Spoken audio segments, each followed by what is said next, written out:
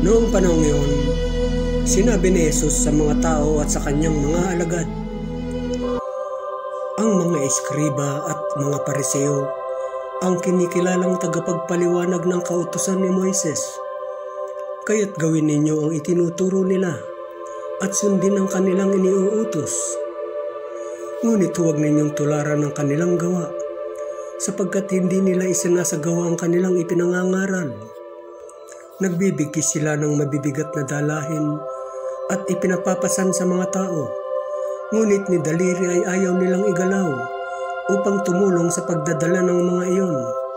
Pawang pakitang tao ang kanilang mga gawa, nilalaparan nila ang kanilang mga pilakterya at hinahabaan ang palawit sa laylayan ng kanilang mga damit.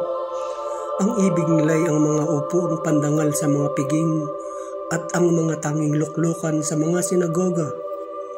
Ang ibig nila'y pagpugayan sila sa mga liwasang bayan at tawaging guro.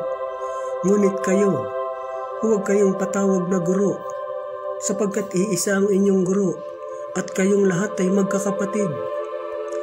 At huwag ninyong tawaging ama ang sinumang tao sa lupa, sapagkat iisa ang inyong ama, ang amang nasa langit.